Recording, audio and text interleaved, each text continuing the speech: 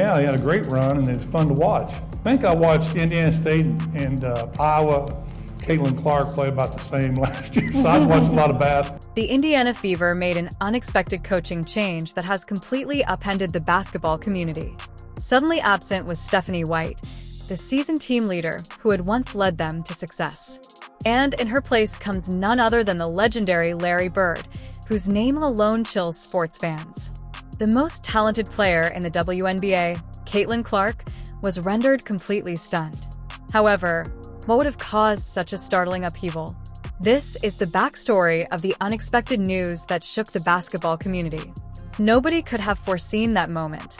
Not even the most seasoned basketball pundits, not the media, and not the devoted spectators that swarm Gainbridge Fieldhouse. The customary excitement of anticipation filled the arena.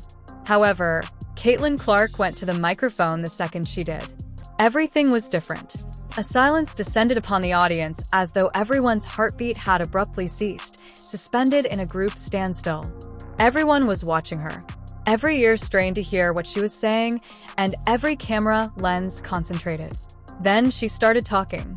Words that were both direct and powerful sent shockwaves through the basketball community right away. The head coach of the Indiana Fever was replaced. However, this was no ordinary hire. It was a completely unexpected individual. Someone whose sheer existence threatened to completely upend fans' preconceived notions about the WNBA. This was no typical announcement. It wasn't only a routine organizational change or a team update. This change was profound and had wide-ranging effects. An occasion that might fundamentally change the landscape of women's professional basketball. The consequences were startling. All at once, the conventional lines between organizational decision-making, player impact, and strategic leadership were being blurred in real time. Caitlin Clark, who was already a sensation on and off the court, had assumed leadership roles in a number of ways and established herself as a key player with the ability to influence the franchise's future. Almost instantly, questions started to fly across social media feeds, locker room conversations, and sports media networks. How did the Fever and this legendary person get connected? What behind-the-scenes activities, secret talks, and secret agreements have led to this momentous occasion? Could this collaboration, which seems so improbable on paper but is unquestionably exciting in practice, alter the course of the league as a whole as well as the team? And what did it signify for the WNBA's next generation of players, coaches, and supporters who are watching history take shape? The excitement online was a reflection of the energy in the arena. Analysts rushed to comprehend the action. Sports reporters scrambled to obtain professional analysis, and fans heatedly discussed the possibilities. The sentiment seems to be echoed in every story, tweet, and post. A remarkable event had just taken place, and the ramifications would last for many years. A new era, a collision of skill, strategy, and star power was put in motion, one that might completely alter the definition of success in women's professional sports. When Caitlin Clark announced a coaching change, she was more than just a player. She was a spark that ignited a fire of excitement, wonder, and speculation, a catalyst for change. Not only had the Indiana Fever hired a new head coach, they had paved the way for a WNBA chapter never seen before. One where limits are tested, norms are questioned, and there are countless opportunities for the future. The WNBA is entering a new era with Caitlin Clark's surprising statement. However, who is she to make such a bold claim? Let's explore the incredible journey of the rookie who made the Indiana Fever a commercial force and a cultural phenomenon. Caitlin Clark is more than just a player. She is a cultural influence that transcends the hardwood, changing Indiana Fever in ways that very few athletes have ever done throughout their careers. Clark did more than simply play hoops when she first took the court as a rookie. She changed the definition of what it meant to play professional sports as a game share. She transformed a long-struggling club into one of the WNBA's most exciting teams in a single season. Once thought of as just another team struggling for relevance, the Fever unexpectedly rose to prominence as the league's most sought-after ticket, attracting supporters from all over to see Clark's genius up close. Season ticket sales at Gainbridge Fieldhouse increased by over 400%, and attendance soared. Once a place that frequently seemed half empty, the arena was suddenly a hive of activity, teeming with spectators who were anxious to see every move Clark made. However, the change didn't end there. Brand alliances and corporate sponsors, who had been looking for the ideal ambassador to spark their campaigns, jumped on the bandwagon after realizing that Clark's presence alone might increase their effect and visibility.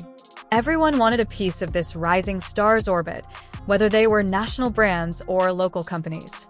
Alongside her supremacy on the court, the team's financial and commercial profile also increased. Social media greatly increased her impact. Every highlight, assist, and clutch shot that Clark made struck a chord on all platforms, drawing in both casual fans and seasoned commentators. Following that, she received widespread media attention in the form of feature articles, interviews, and television segments that praised not just her sporting accomplishments, but also her character, charm, and leadership. She went from being a rookie phenomenon to more than that in a few months. She rose to prominence as a cultural icon whose impact goes well beyond basketball. But what really makes Clark unique is the unheard-of level of authority and influence she has inside the company. Due to her celebrity, she now has a say in important issues that are often left to executives or long-term management, such as crucial decisions about coaching and team strategy. The Fever are more than just a basketball team looking to win games anymore. They now serve as an extension of Clark's vision and a forum where her leadership, marketability, and strategic knowledge come together to influence the franchise's future. In professional sports, this uncommon fusion of organizational influence and athletic prowess is nearly unmatched. In addition to being the face of the Fever, Clark is positioned as a guiding force with the power to redefine the team's identity because to her capacity to command attention, motivate supporters, and influence operational choices. She's doing more than just playing the game. She is changing the rules and fusing the domains of business, culture, and sport into one captivating story. Few rookies could ever hope to make the lasting impression that Caitlin Clark has left on the Indiana Fever, turning the team from a struggling one into a force to be reckoned with on and off the court. The genius of Caitlin Clark extends beyond basketball. It is a manifestation of culture. Has she, however, reached her full potential? Has her exceptional talent been matched by her coaching? Let's now examine how Stephanie White's coaching approach affects Clark's performance and exacerbates tension in Indiana. Caitlin Clark raises her voice. Stephanie White is regarded by many as a good basketball coach. However, some contend that Caitlin Clark is just not a good fit for the role of guide. White's coaching credentials are not being criticized here. Although she is obviously skilled, there is growing concern that her style might not mesh well with Clark's innate playing style. To see why, listen to Clark's own thoughts in a podcast interview with Subbird, in which she candidly talked about the difficulties of performing inside White's framework. Although she has played at a top level, recording 32 points, 9 assists, and 8 rebounds in a single game, Clark pointed out that occasionally she was subjected to limitations that lessened her effect. Clark thought her instinct-driven style was suppressed in one memorable game against New York, especially when she was instructed to make safe plays instead of the aggressive, high-IQ plays that are her forte. She described times when she came close to pulling off a triple-double but was stopped or quietly chastised for taking calculated chances that would have increased her team's lead or energized the audience. She cited a close fourth quarter in which she committed a turnover, but was benched right after for what White considered a teaching moment. According to Clark, these instructional moments frequently interfered with her natural flow, which depends on play that is propelled by momentum and instinctual choices. Basketball isn't about making as few mistakes as possible, in her opinion. It all comes down to seizing opportunities, taking calculated chances, and having faith in her ability to act quickly. Additionally, Clark bemoaned White's propensity to impede play at crucial junctures. White's approach frequently skewed towards time management rather than taking advantage of open opportunities for high-percentage baskets in games where the Fever had a sizable lead. Clark contended that because White's caution occasionally kept her from making impulsive passes to open teammates like Sophie Cunningham or Kelsey Mitchell, her team lost opportunities to score easier points. Clark proposed that the outcome was a more uninteresting playing style that didn't make the most of her talent or thrill viewers. According to Clark, the main problem is that White tries to change her into a player she isn't. Clark claims that White imagines her playing like Paige Buchers, a very different athlete who takes a more subdued approach. A multi-generational talent with an unafraid mindset, Clark thrives on aggressive playmaking, improvisation, and innovative decision-making.